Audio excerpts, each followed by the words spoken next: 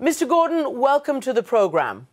Thank you very much for having me, and it's a pleasure to be with you. You are known, from everything I know about you, everything I've read, as essentially, one of the great anti-corruption fighters that I can't find a bad word said about you anywhere in any of the research, except the president, who suggested to his allies that they had uncovered evidence that you were plotting to undermine him.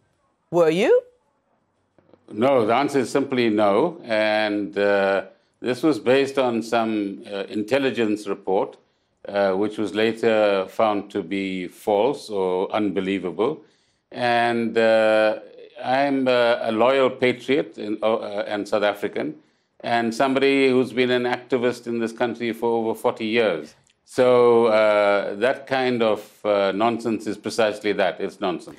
First and foremost, what does your dismissal say about the commitment to fight corruption? Because you were one of those known for struggling relentlessly against it. Once again, I must say that there are a number of people in government and outside of government and in leadership positions in our own political party who are profoundly committed to eradicating corruption. Secondly, as you might know, we've had a report from an institution called the Public Protector last year, which mapped out some of the kinds of corruption between certain families and certain state institutions that it would appear is taking place and should be subjected to more thorough investigation by a Judicial Commission of Inquiry. And most South Africans would agree that such a commission would help to clear the air, understand the magnitude of what is going on, unearth who is fundamentally benefiting from this kind of corruption that's actually taking place, and that the law needs to take its course if profoundly wrong things are actually seen to be done. Does that include President Zuma?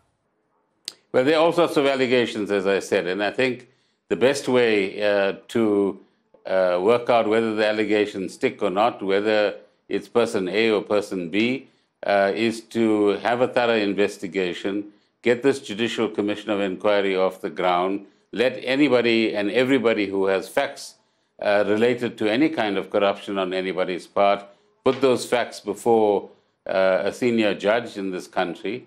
Can I ask you directly, do you have any information that might implicate President Zuma in any acts of corruption? That's a direct question to you.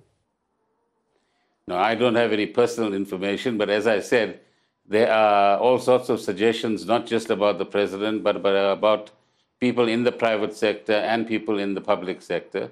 And that information needs to be tested.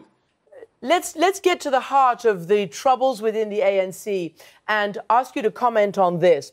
One of your former presidents said in an interview that was carried last weekend, the ANC may have to hit, quote, rock bottom before it can be motivated to renew itself. Is he right?